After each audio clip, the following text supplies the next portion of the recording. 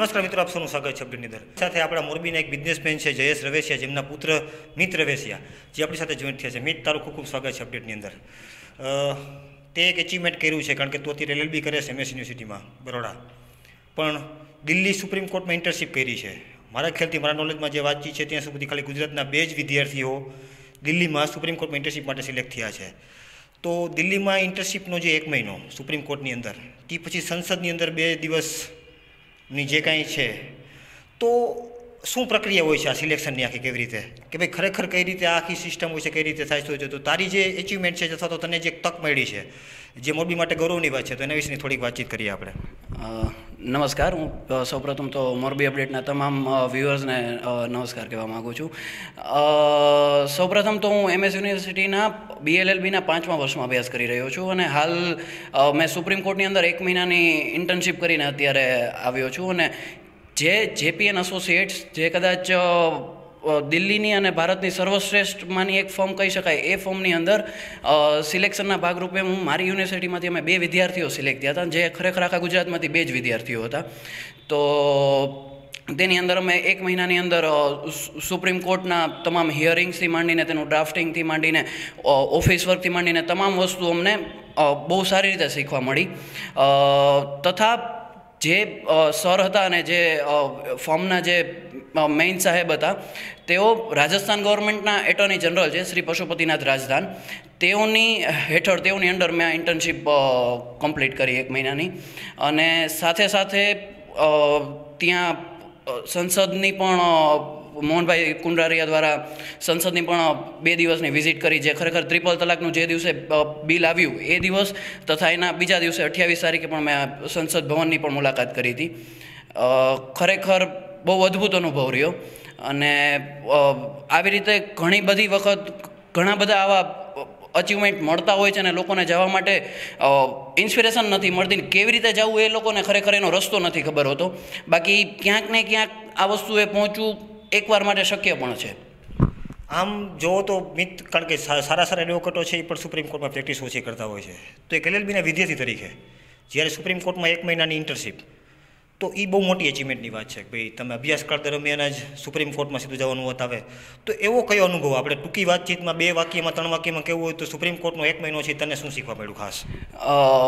હું ખરેખર એક ફ્રેન્કલી ચર્ચા કરું તો હું પહેલાં એવું કદાચ વિચારતો હતો કે અહીંયા સુધી પહોંચીશ તો કેવી રીતે પહોંચીશ, અને પહોંચી ગયા પછી તો ત્યાં જઈને શું કરીશ. પણ ખરેખર આ મારો હાવ ત્યાં જઈને દૂર થઈ ગયો. અને ક્યાંક ને ક્યાંક મને 1% એવું તો લાગ્યું કે કદાચ અહીંયા સેટ થવું હશે તો એટલું બધું અઘરું તો નથી, કારણ કે તમે થોડા નોલેજ સાથે અને થોડી માહિતી સાથે ત્યાં જાઓ તો ઘણું કદાચ એકવાર માટે ઇઝી છે કે ત્યાં સેટ થવું. અને એક વિદ્યાર્થી તરીકે ખરેખર કહું તો વિદ્યાર્થી તરીકે એક મારો ખૂબ જ સરસ અનુભવ રહ્યો.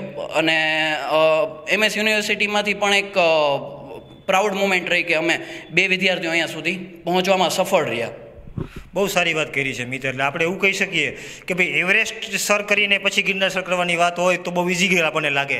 તો આ બહુ મહત્ત્વનો મુદ્દો છે અને મોરબી માટે ગૌરવની વાત છે મિત, કે ભાઈ તું જ્યારે બરોડામાંથી સિલેક્ટ થઈ અને અહીંયા પહોંચ્યો હોય, તો બીજી ખાસ કાંઈ વાત એવી કે જે આપણે ધ્યાનમાં મૂકવા જેવી હોય? હા, સંસદમાં જઈને બીજી વાત, સુપ્રીમ કોર્ટમાં જઈને મેં બીજી વાત એ ઓબ્ઝર્વ કરી કે ત્યાંના આપણે જે ખરેખર ટીવીમાં જોતા હોય એવા શ્રી P. ચિદમ્બરમ, શ્રી કપિલ સિબ્બલ, શ્રી રામ જેઠમલાની જેવા આવા ઊંચા દરજ્જાના વકીલોને પણ મળવાનો મોકો મળ્યો ને તેમની સાથે ઇન્ટરેક્શન કરવાનો પણ મોકો મળ્યો.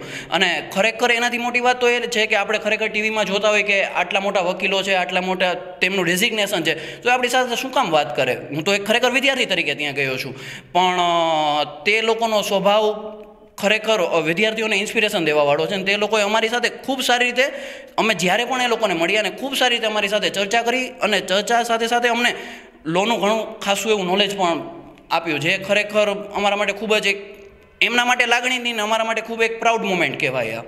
જી, મેં હમણાં વાત કરી મુજબ જ, કારણ કે મિત છે અત્યારે અભ્યાસક્રમ દરમિયાન એવરેસ્ટ સર કરી આવ્યો છે. હવે તો પ્રેક્ટિસ એના માટે ગિરનારની પર્વત જેવી ગણાય, અને સારી વાત છે, મોરબીનું ગૌરવ છે. મિત, તે વાત કરી કે ભાઈ સુપ્રીમ કોર્ટમાં 1 મહિનાની ટ્રેનિંગ, મોટા દિગ્ગજ વકીલો સાથેની મુલાકાત, એમાંથી તે શીખો છો. અભ્યાસની જે આ તારી પ્રવૃત્તિઓ છે, એ પ્રવૃત્તિઓ દરમિયાન જે કાંઈ બીજી બધી એક્ટિવિટીઝ પણ હાલતી છે, તો તારા બીજા કોઈ શોખ કે કાંઈ બીજું કાંઈ એના વિશે કાંઈ? હા, હું BLLBની સાથે સાથે મેં મારું ડિપ્લોમા ઇન એક્ટિંગ અને ડિપ્લોમા ઇન જર્નલિઝમ પણ કમ્પ્લીટ કરેલું છે. અને સાથે સાથે હું કમર્શિયલ ઘણા બધા નાટકો પણ કરું છું. અને સાથે સાથે વડોદરામાં ડ્રામા કોલેજ કમ્પ્લીટ કર્યા પછી સાથે સાથે હું ડ્રામાને ટ્યુશન પણ એના વર્કશોપ પણ કરાવું છું. અને કવિતા લખવી તથા નાટક કરવા એ મારો ખરેખર હોબી છે અને મારો શોખ છે. અને આ શોખમાં હું ઘણો બધો આગળ વધ્યો છું. મેં મારા ખુદના 5 થી 6 અલગ અલગ નાટકો પણ કમર્શિયલ નાટકો વડોદરામાં અને અમદાવાદમાં ભજવેલા છે. મિત, છેલ્લી વાત આજના યુવાનોને, ખાસ કરીને LLBના જે વિદ્યાર્થીઓ છે એને શું મેસેજ આપીશ તું? ખરેખર આ એક ફિલ્ડ દૂરથી દેખાય એવું અઘરું નથી. મહેનત ગમે ત્યાં કમ્પલસરી છે. તમે મહેનત કરીને જો ખરેખર તમારી મહેનતથી આગળ વધશો. હું આ જગ્યાએ જ્યાં કંઈ પણ પહોંચ્યો હતો કોઈ પણ જાતની ઓળખાણ કે કોઈ પણ એ વગર પહોંચ્યો હતો. એટલે ખરેખર જો તમે મહેનત કરશો તો તમે 100% ત્યાં આગળ વધી જ શકશો.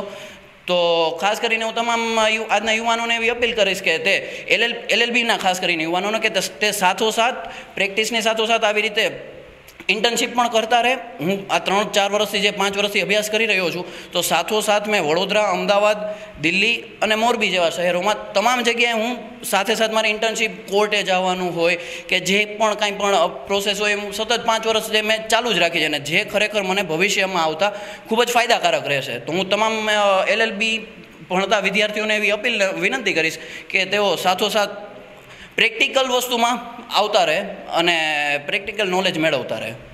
મિતે બહુ સારી વાત કરી છે. આપણે પણ હવે મિતને એવી શુભેચ્છા પાઠવીએ કે તેઓ LLB ક્ષેત્રે, કાયદાકીય ક્ષેત્રે કપિલ સિબ્બલથી પણ વધુ આગળની પ્રગતિ કરે. મિત્રો, જો તમે ધારો, કારણ કે મિત આપણા જેવું ગૌરવ છે જે આપણા યુવાનો છે મોરબીના, આપણે ઘણી બધા ક્ષેત્રની અંદર યુવાનો આપણા આગળ વધેલા છે. આવા યુવાનોને આપણા સુધી પ્રેઝન્ટ કરવા એ જ મોરબી અપડેટની ફરજ છે અને ભૂમિકા છે. તો વધુ આવા કોઈ સારા યુવાન કે એચિવમેન્ટ યુવાનને પણ ફરીથી આપણી સાથે રજૂ થશું. થેન્ક યુ, ખૂબ ખૂબ આભાર.